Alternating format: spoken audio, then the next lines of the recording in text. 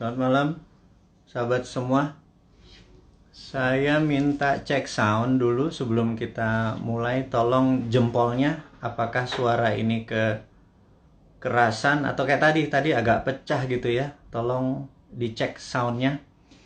Mohon jempolnya untuk soundnya. Kalau kurang keras saya pakai mic.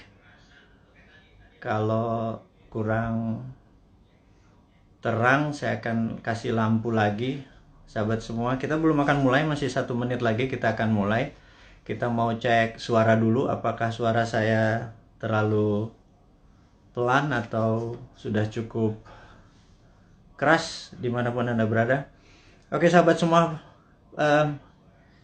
biasa saya sebelum kita mulai, kita pengen Anda mengabari dari mana sahabat. Ada yang dari Papua mungkin saat ini sudah hampir jam 10 malam.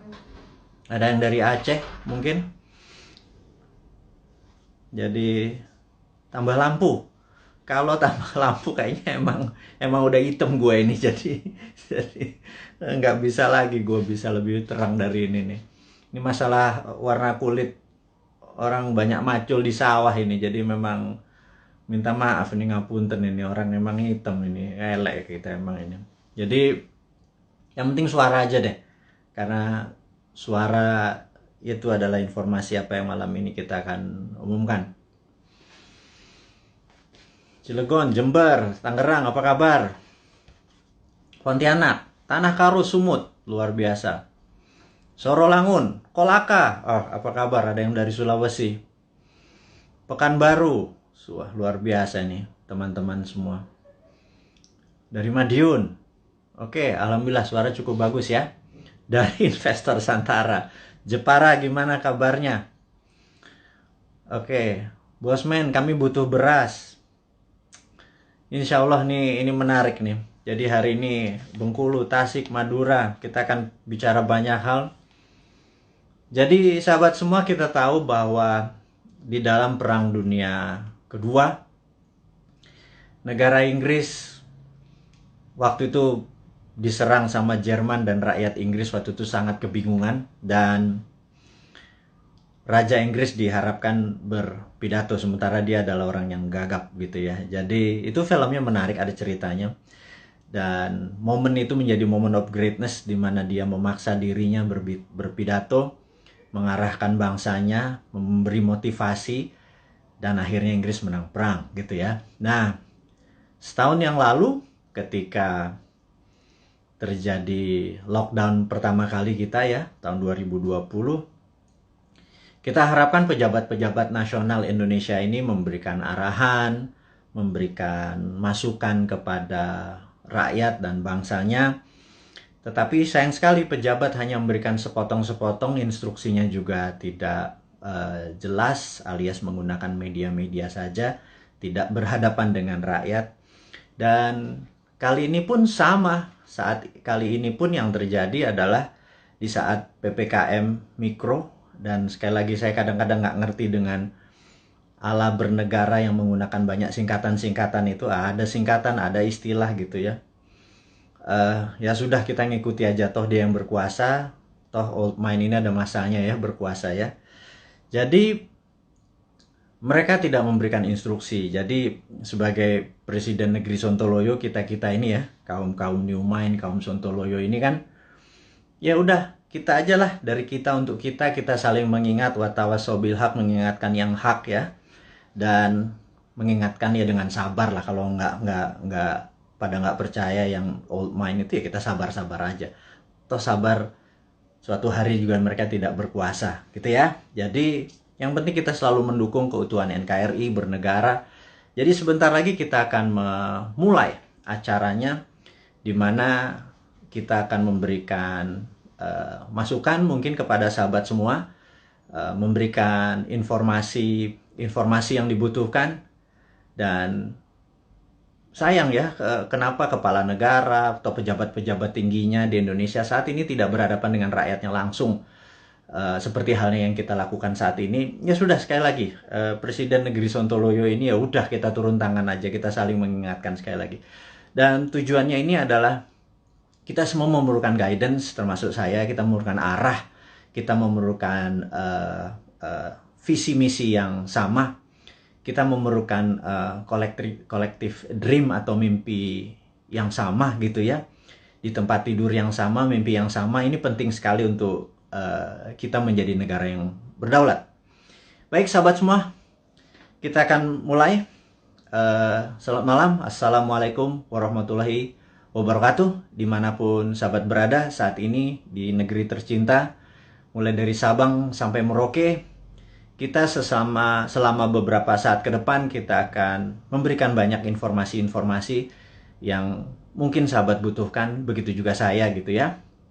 Jadi pertama-tama saya ucapkan terima kasih kepada nakes atau tenaga kesehatan dan tenaga medis, para dokter dan rumah sakit yang telah berjuang melawan COVID, melayani pasien yang saat ini udah kapasitasnya 100%. Dan siapapun yang saat ini terpapar dan lagi isolasi mandiri, semoga kesehatan dan kesembuhan dapat segera didapati, sehingga imunitas tubuh kita terhadap virus menjadi sangat kuat. Dan sekali lagi, waktu kita terpapar COVID itu bukan death sentence atau hukuman mati. Itu adalah perjuangan. Dan sekali lagi, terima kasih kepada tenaga kesehatan, tenaga medis, rumah sakit. Anda pejuang terdepan. Anda adalah pejuang-pejuang yang membawa bambu runcing yang mengalahkan penjajah itu. Dan saya dari hati yang dalam dan kita kaum New Mind mengucapkan selamat dan terima kasih berkali-kali. Terus semangat, terus semangat. Kami bisa apa? Kami hanya bisa menerapkan protokol kesehatan di manapun kami berada, dan kami mengurangi kegiatan berjumpa dengan banyak orang. Kami taat. Dan kita harap hal ini semua bisa terlewati. Kita tahu bahwa saat ini pemerintah lagi berjuang dengan gayanya, dan semua negara juga berjuang dengan gaya masing-masing. Tapi ada yang sudah lewat.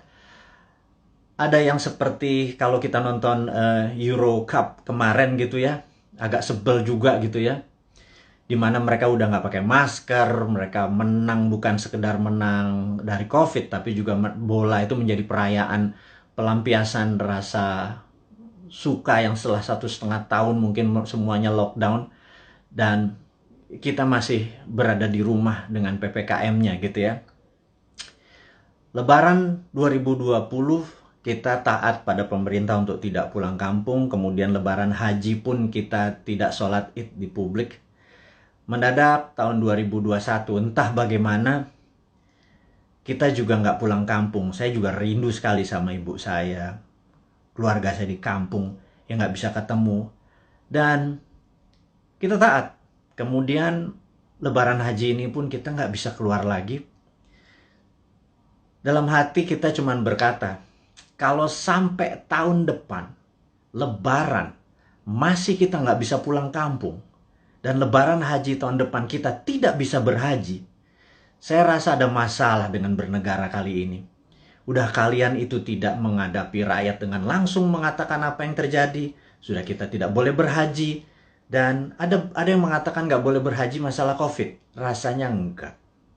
Banyak yang mengatakan ini jangan-jangan masalah politik.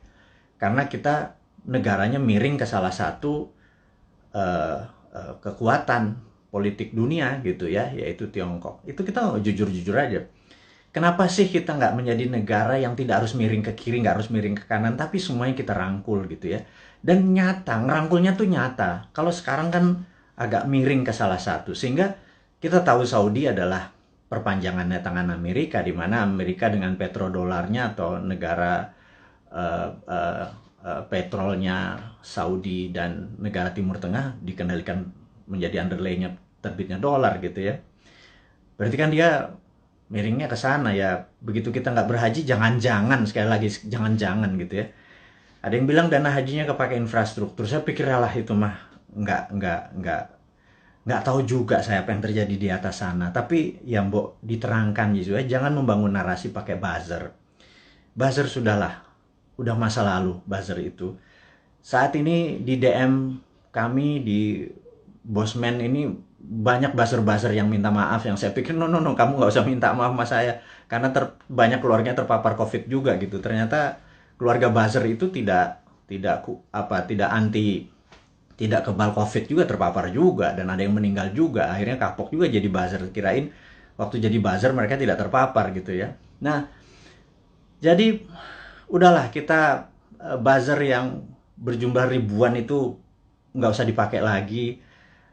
Buzzer itu nggak usah membunuh karakter-karakter orang yang ingin memberi saran ke pemerintah. Jadi saya mengingatkan bahwa pemerintahnya Pak Harto ya, banyak Pak Harto mendapat tentangan dari mahasiswa di tahun misalnya 73 di Malari dan lain sebagainya, malapetaka 17 Januari dan lain sebagainya. Tapi apa yang Pak Harto lakukan, dia rangkul angkatan 66, 67, di angkatan 73, angkatan 80, semua dirangkul dan jadi menteri-menterinya dia. Ternyata mereka-mereka yang rebel terhadap pemerintahan dia waktu jadi menteri bagus semua gitu ya. Dan jadi saya sarankan, ini bukan saya ngarep jadi komisaris loh ya, bukan loh ya, nggak gitu-gitu amat gitu. Tapi kalau ada beda pendapat, coba didengarlah. Kita nih cinta tanah air kok gitu ya. Niat kita satu, niat kita bersatu gitu ya. Jadi janganlah dibangun narasi malah karakter kita dibunuh. Bahkan kemarin ada Anti Mardigu yang menyatakan kita pro komunis, cinta PKC, Partai Komunis Cina. Orang-orang nggak akan pernah impress dengan informasi seperti itu. Terus kita membangun bala muda, dianggap kita membangun pasukan kelima seperti Partai Komunis Indonesia dulu. Membangun kekuatan petani diminta bersenjatai, kemudian sewaktu Bosman mengambil pasukan muda, teenagers yang berusia 14-20 tahun ya, yang belasan tahun itu, yang pendidikan Pancasilanya sedikit, yang mengetahui bela negaranya juga sedikit, terus kita bangun kekuatan dengan teen camp, bala mudanya kita bangun, summer camp 4 hari kita didik, apa yang kita ajarkan di Lemhanas kita ajarin ke anak-anak, kita ajarin disiplin militer, kita menjadikan anak-anak ini adalah patriotis nasionalis. Itu dicap untuk membangun kekuatan untuk anti pemerintah oleh buzzer-buzzer. Saya pikir Anda keterlaluan gitu ya. Ya, dan saya yakin orang-orang yang menjadi sahabat Newman ini nggak pernah percaya dengan apapun yang buzzer-buzzer itu lakukan. Dan karakter-karakter kayak gitu udah kuno lah gitu ya. Anak-anak sekarang zilenial, milenial ini sangat-sangat pinter dan nggak kemakan lah sama buzzer. Anda sudahlah tobat aja lah para buzzer itu dan bersama-sama bangun narasi, jangan memecah belah bangsa gitu ya. Dan itu tadi informasi mengenai COVID. Jadi saya rasa malam ini saya ingin share sedikit tentang COVID ya. Jadi di seluruh dunia sudah 3,2 miliar vaksin tersebar, dan sahabat saya di Amerika baru aja pagi tadi menelpon saya, jadi malam di sana, bahwa Amerika itu menarik bahwa 49,1% adalah natural herd immunity, alias mereka terpapar dan sembuh sendiri. Kemudian 13 sekian persen menggunakan vaksin. Jadi kalau 49 tambah 13 mereka sudah hampir 70%, alias sudah kena herd immunity-nya. Jadi kalau 10% lagi divaksin dalam waktu 3 atau 4 bulan, kemudian Amerika sudah melewati herd immunity. Dan Eropa juga sama.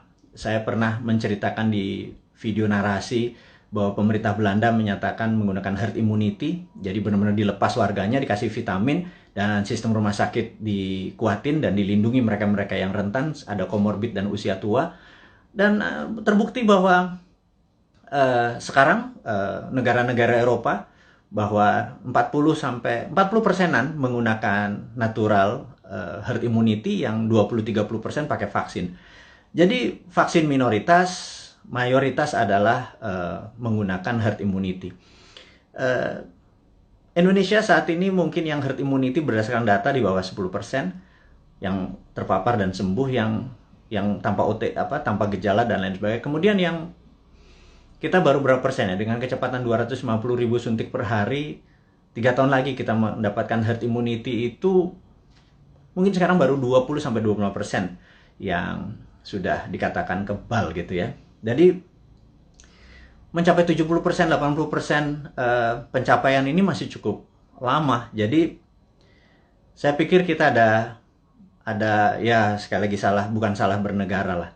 Keputusan kemarin tidak tepat. tetapi jangan sampai sekali lagi tahun depan menjadi tidak tepat. Kita udah 4 kali minus loh, kuartal 4 kali minus growth ekonominya, 4 kuartal.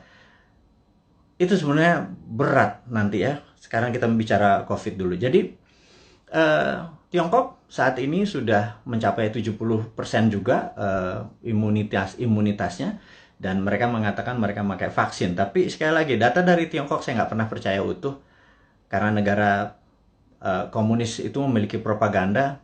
Malah feeling saya sekali lagi, rasanya Tiongkok menggunakan herd immunity juga, alias 40% dari populasi menggunakan natural herd immunity. Mereka terpapar dan mereka sembuh, dikasih vitamin dan dikasih sarana kesehatan. Yang 30% atau 40% baru pakai vaksin, sisanya vaksinnya diekspor ke luar negeri. Jadi jangan-jangan Tiongkok sendiri pakai herd immunity natural gitu ya. Dan sementara kita pakai herd immunity vaksin gitu ya. Semuanya benar. Saya tidak anti vaksin. Saya sangat mendukung vaksin. Vaksin terbukti mengurangi tingkat fatality atau tingkat kematian. Jadi divaksin itu penting. Tetapi lebih penting lagi kalau herd immunity natural, kekuatannya natural alami gitu ya. Nah, vitaminnya multivitamin biasa, B kompleks, B12, vitamin C, vitamin D plus matahari, olahraga, makan sehat, dan lain sebagainya. Itu adalah basic untuk meningkatkan imunitas, dan kemudian mineral-mineral dan lain sebagainya. Itu basic sekali dan semua dunia juga tahu, sehingga yang terjadi di negara Tiongkok adalah mereka-mereka yang natural herd immunity-nya. Dan ini ada yang menarik, sampai ada sebuah statement dari Anda kalau suka nonton, denger ya. Jadi kalau IG itu kan tempat pamer, jadi ada pamer kekayaan, pamer perjalanan dipamer-pamerin. Kemudian kalau di TikTok itu beda, generasi TikTok sama generasi IG beda. Kalau di TikTok itu Anda harus sombong gitu. Kalau IG begitu sombong Anda diledekin. Kalau di TikTok Anda harus sombong. Anda di rumahnya punya lift, bilang wah gila, rumahnya dia ada lift gitu. Dan nggak ada, bagi anak TikTok tuh biasa aja. Anak TikTok adalah anak zilenial, anak IG adalah anak milenial. Dan mereka ini adalah orang-orang yang well informed atau terinform bagus dengan dunia digital. Dan jadi sekali lagi kembali ke masalah COVID. Jadi Indonesia memilih menggunakan vaksin gitu ya. Sementara negara-negara Eropa menggunakan natural herd immunity. Oke, nggak apa-apa. Yang penting sekarang kita adalah menjadi negara yang harus terbebas dan menang dari COVID. Dan saya sangat menyarankan, ini yang saya sangat menyarankan nih, kan kita kan presiden, negara kita adalah Republik Sontoloyo. Jadi Republik Indonesia terkadang kita menyebutnya negara tetangga gitu ya. Jadi kita mengingatkan kepada pejabat saat ini, mbok jangan pakai apa-apa import gitu ya. Satu, masalah COVID ini adalah masalah import gitu ya, dari luar. Kemudian PCR dan antigennya import. Kemudian alat-alat kesehatannya import. Kemudian masker dan protection disinfektan segala macam mayoritas tuh import gitu ya. Kalau ada gelombang ketiga lagi, mudah-mudahan jangan. Masa kita impor terus? Ya flight capital, ya miskin lah bernegara ini. Sudah sistem bernegaranya saat ini keuangannya cuma 44% uang beredar dari GDP nasional. Bisa dibayangin Singapura 120% uang beredar dari GDP nasionalnya. Korea Selatan, Jepang.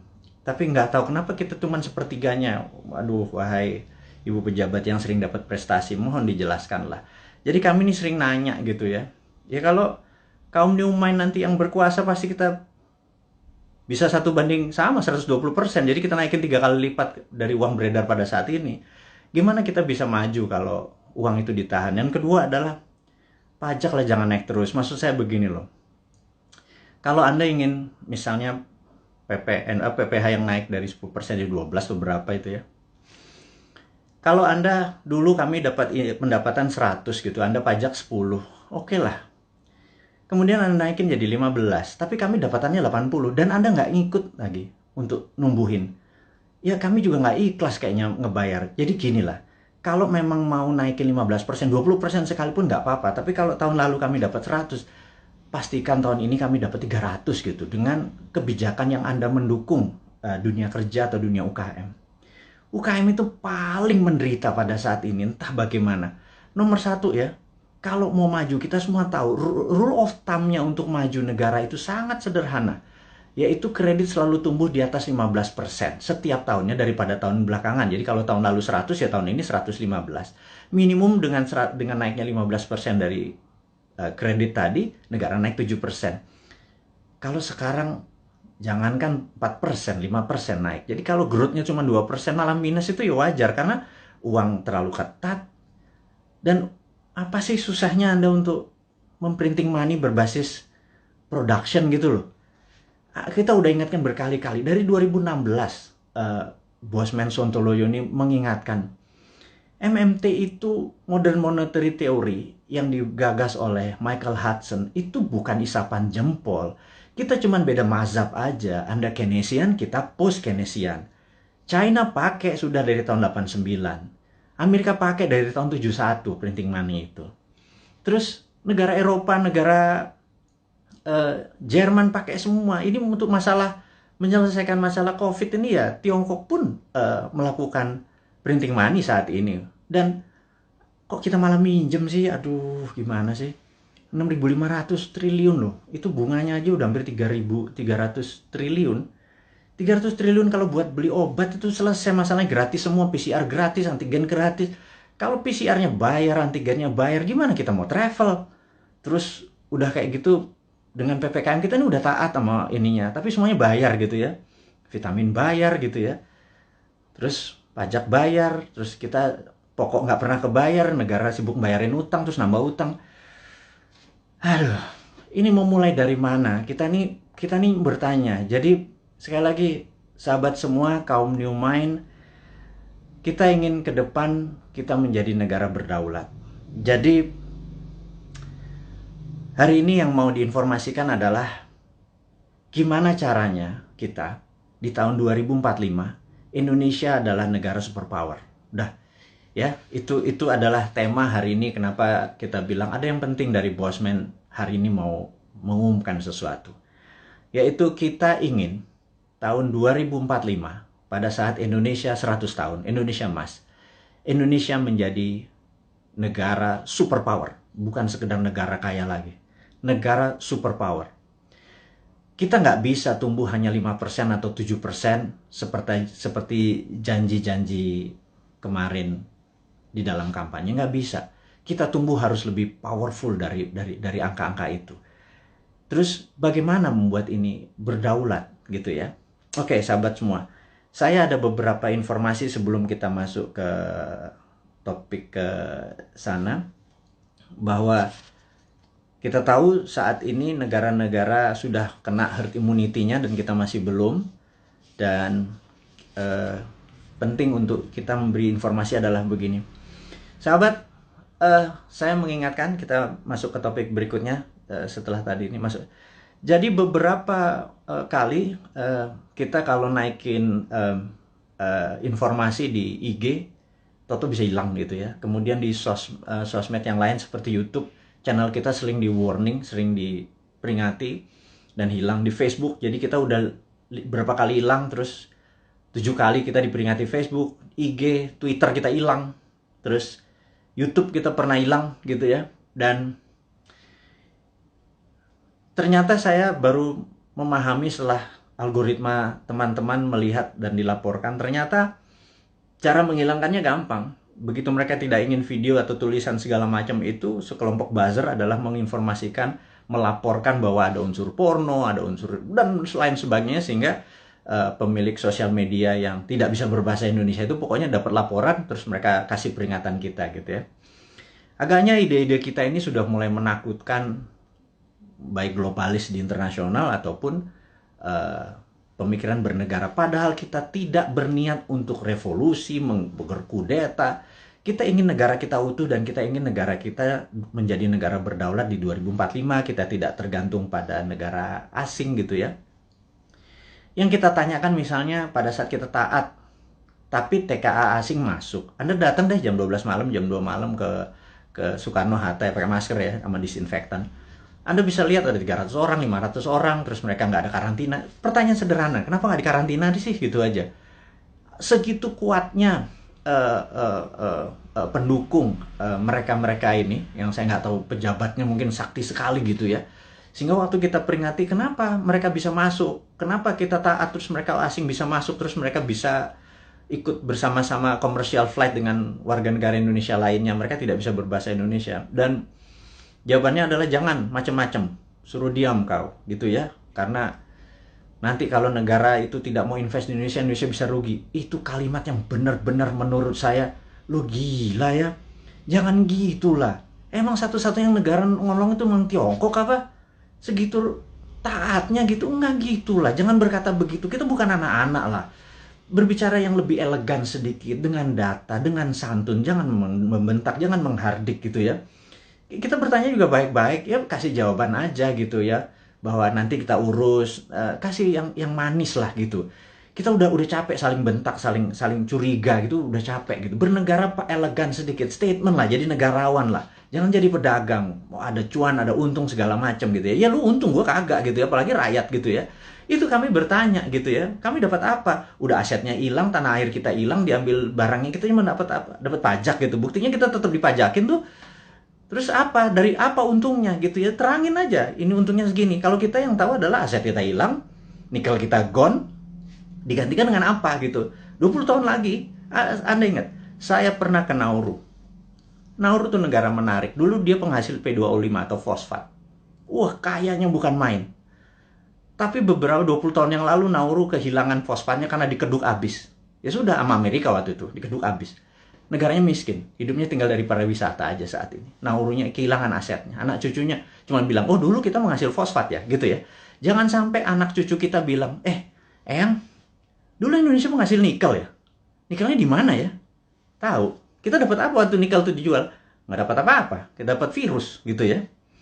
Hal itu kan susah kalau kita dijawab sama cucu cicit kita bertanya hal-hal seperti begitu, gitu. Jadi kita tanya balik, kalau memang hanya didapat nikel itu kalau bisa, atau produk-produk alam itu, sumber daya alam. Kalau kita percaya MMT, Modern Monetary Theory, maka sumber daya alam itu bukan sebagai alat komoditi atau alat dagang, tetapi sebagai alat tawar.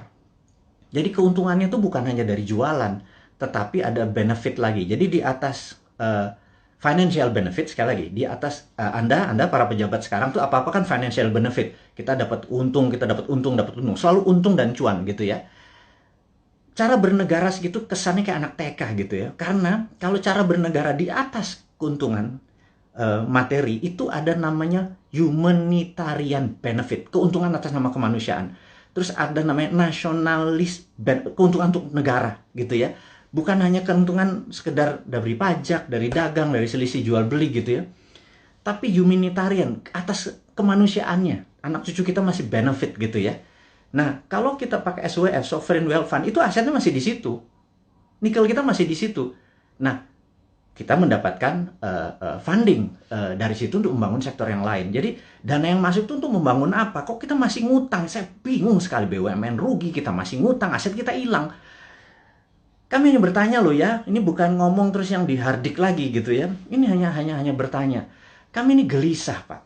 Kami ini ingin menjadi negara berdaulat dan kami ingin terbukalah. Karena itu, karena kalian tidak berbicara selama PPKM ini, ya sudahlah.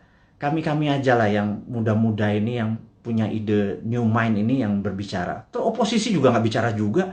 Kalaupun mereka bicara juga nggak ada solusinya. Beda kalau new mind itu selain berbicara, mengkritik, ada solusi-solusinya. Itulah membuktikan bahwa kita ini NKRI garis lucu.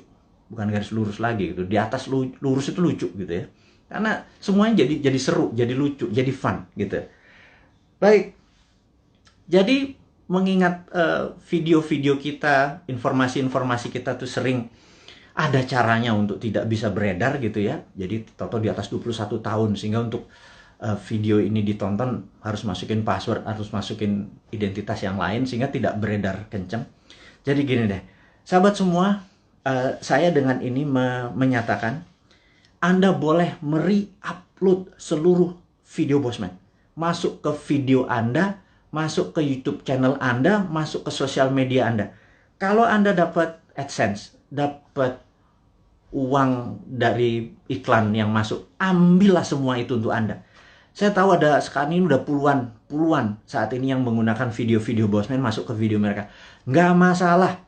Jadi bukannya kita bilang, lu pakai nama gue, pakai produk gue. Nggak ada. Karena di sini bukan uang yang kita harapkan dari kepentingan-kepentingan video-video tadi. Video tadi adalah untuk kesadaran bernegara.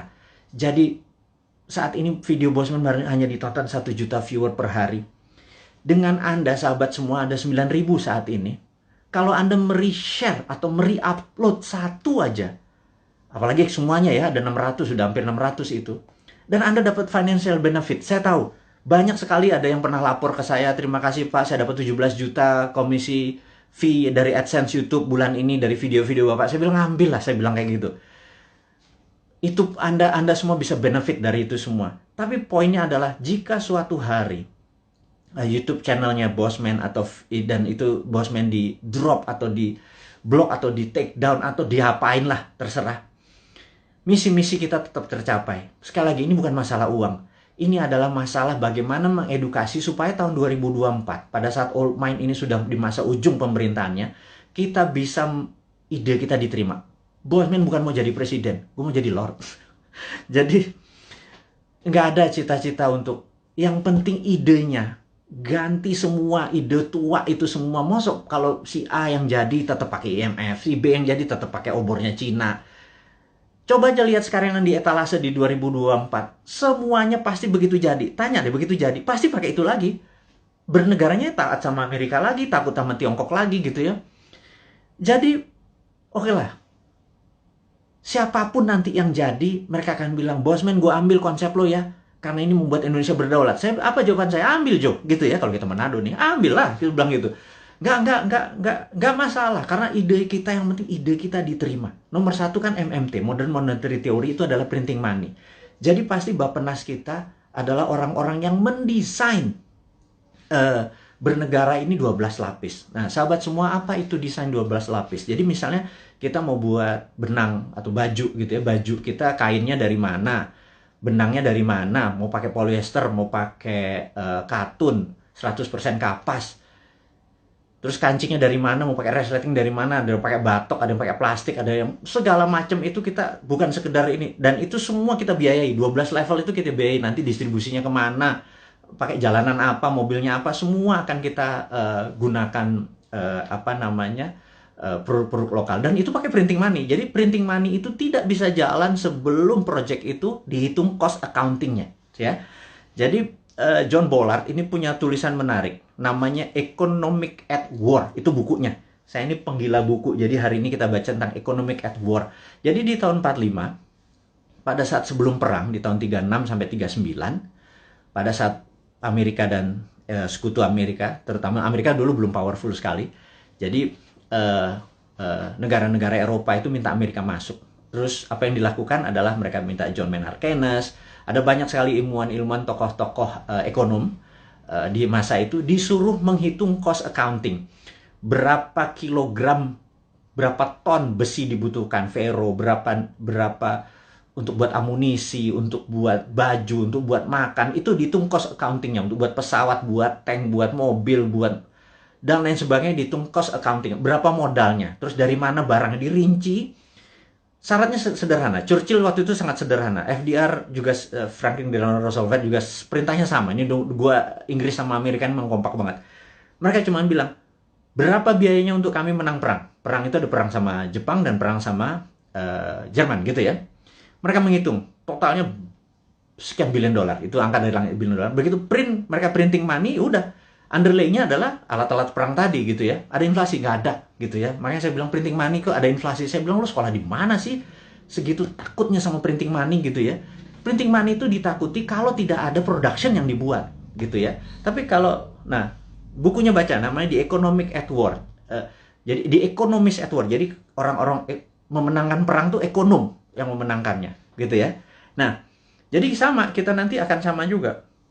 Kita akan membuat, menghitung cost accountingnya, kemudian kita akan printing money, dan UKM kita langsung jalan, karena kita mau tahun 2024 itu kita menjadi negara berdaulat gitu ya, 2024 45 kita akan menjadi, dan mulainya dari 2024 karena sekarang kayaknya udah nggak kasihan sekarang ngurusin COVID, terus ngurusin apa Tiongkok ya udahlah, itu mereka terlalu repot dengan urusan gitu. Nggak mungkin lah bisa menjadi negara berdaulat. Kita cuma ngingetin sekali lagi. Jadi kita harapkan konsep kita ini diterima oleh siapapun yang nanti mau running 2024, konsep kita ini. Jadi kalau Anda bayangin ber-9.000 kita upload masuk, Anda buat, kalau nggak punya YouTube channel, Anda buat YouTube channel. YouTube channel Anda sendiri, Anda tinggal ambil tulis kita, terus kasih judul-judul yang jangan terlalu negatif atau terlalu clickbait gitu ya. Kasih yang educate, kasih yang fun, kasih yang lucu dan lain sebagainya. Sehingga ribuan atau jutaan orang. Saat ini ada 180.000 orang yang ada di internet. Ada 180 juta. Jadi saya harapkan teman-teman bisa memanfaatkan. Kalau Anda dapat 1 juta per hari, Anda bisa hampir 100 juta itu dari AdSense-nya dari YouTube gitu ya. Pakai aja video-video kita ini untuk di-re-upload, di-reshare, dan pakai akun-akun Anda sendiri. Perbanyak itu semua informasi-informasi itu. Anda boleh mengganti thumbnail-nya, mengganti footage-nya. Yang penting voice-nya jangan dipotong. Narasinya gunakan tulisan agar orang menjadi lebih paham gitu ya.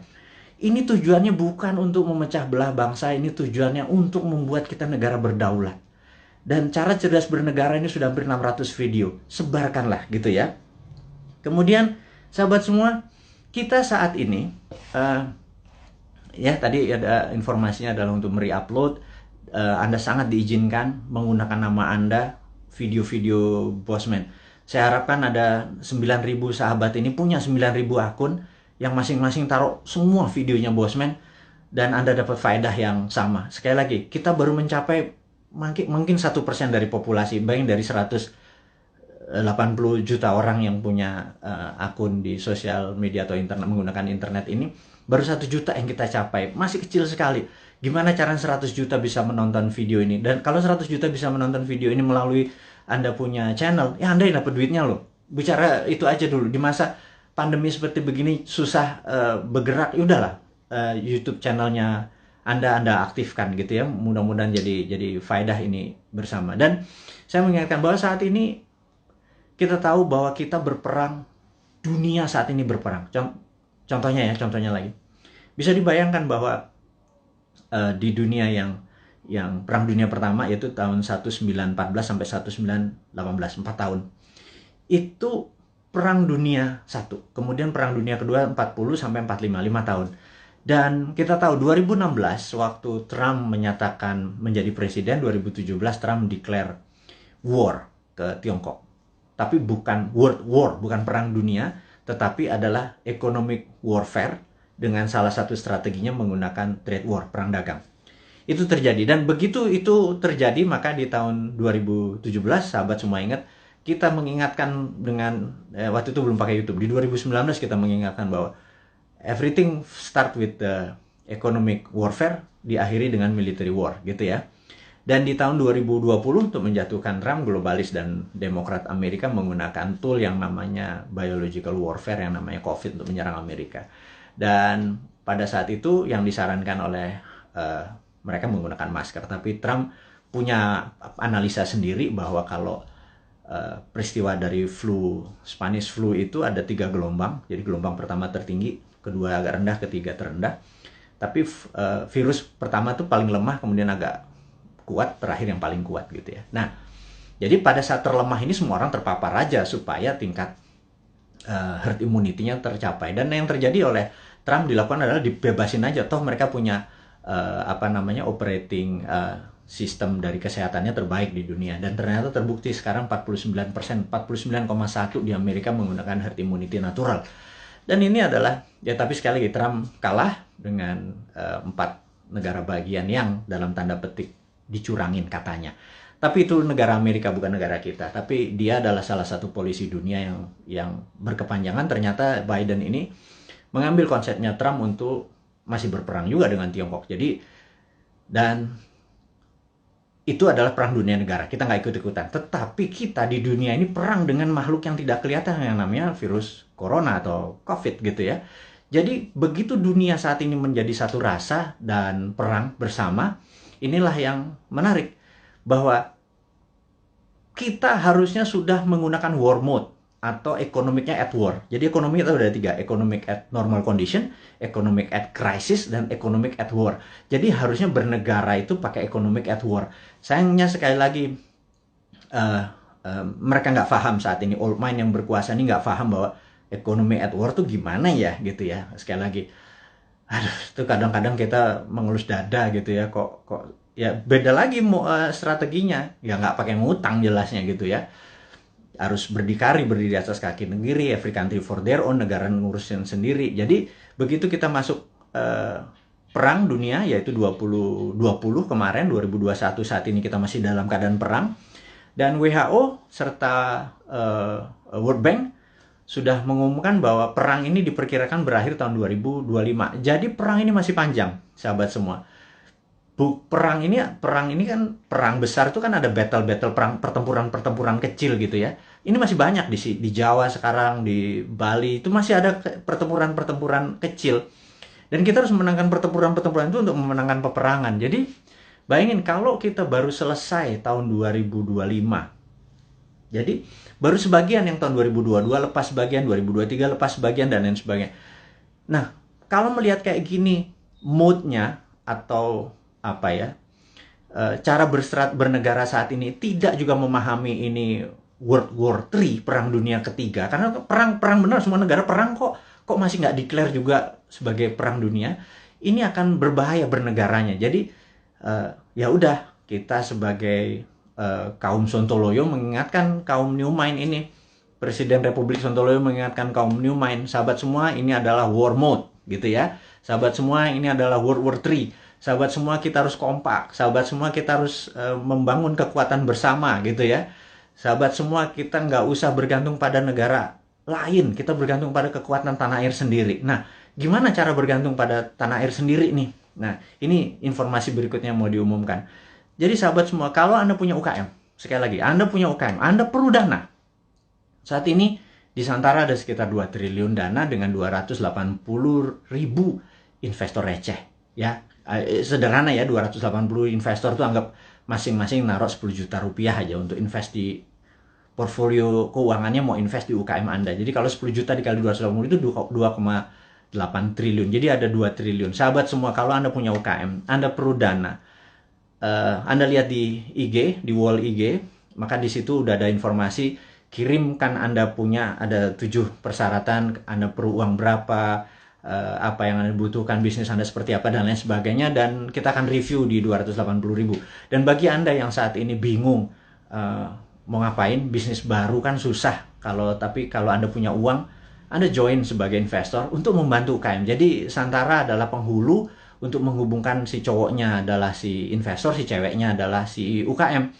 Dan saat ini Santara adalah perusahaan terbesar dan nomor 1 leading di perusahaan urun dana ECF, Equity Crowdfunding, dan ini adalah kontribusi dan itu adalah kontribusi dari komunitas kita New Mind ini untuk membangun ekonomi Indonesia. Itu base-nya MMT. MMT kita kan pro pada UKM. Pro pada bottom of pyramid. Jadi bukan yang piramid di atas, kita pro pada bottom of pyramid. Ini membuktikan bahwa kita bukan cuma konsep doang. Beginilah cara kita bergandengan tangan. Jadi tadi ya, nomor 1 kita re-upload, kemudian re-share apa yang kita punya informasi. Kedua adalah yuk gandengan tangan untuk membangun UKM. Karena UKM ini yang kuat terhadap masalah krisis ekonomi. Inilah yang membuat Indonesia nanti take off di 2045 adalah kekuatan UKM yang 40-50 juta itu. Tapi UKM itu mungkin kita bagi 3, ada kecil, mikro, kecil, dan menengah. Saat ini mungkin kita yang menengah dulu ya, ngapunten. Jadi kita belum bisa menolong yang mikro gitu ya, yang juga yang kecil gitu. Kita yang menengah dulu. Pelan-pelan. Tangan cuma 2. Organisasi kita masih muda gitu ya, baru 3 tahun. Tapi sahabat semualah yang bisa membuat kita bisa menolong menengah, kecil, dan nanti yang ke mikronya gitu ya. Makanya yuk gandengan tangan, kita invest di UKM.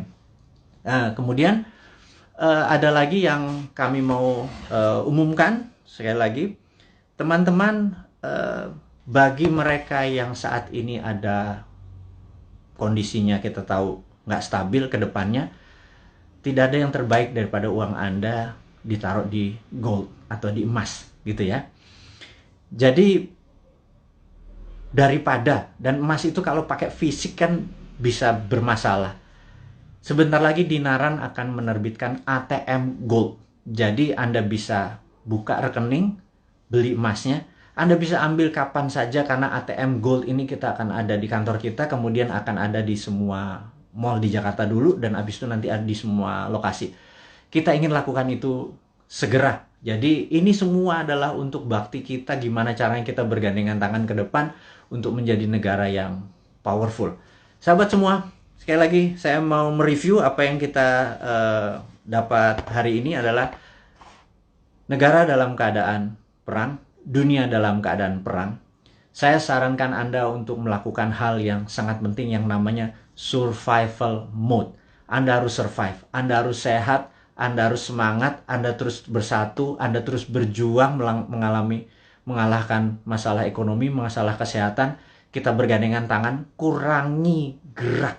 Jadi pada saat ada masalah dengan keuangan, yuk kita bergandengan tangan dengan Santara.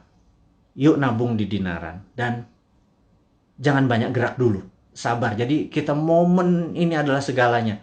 Jadi survival mode. Jadi saat ini ikuti aturan pemerintah untuk PPKM. Stay healthy. Teman-teman semua, di akhir informasi hari ini, kita ucapkan sehat selalu, semangat selalu, bersatu selalu. Gunakan seluruh kekuatan Anda untuk membangun Indonesia. Terus berprasangka baik, terus kompak. Dan percayalah, Indonesia akan menjadi negara berdaulat di tahun 2024 mulainya, dan di 2045 Indonesia akan menjadi negara superpower. Dari saya, selamat menikmati hari Minggu. Sukses buat Anda semua. Wassalamualaikum warahmatullahi wabarakatuh.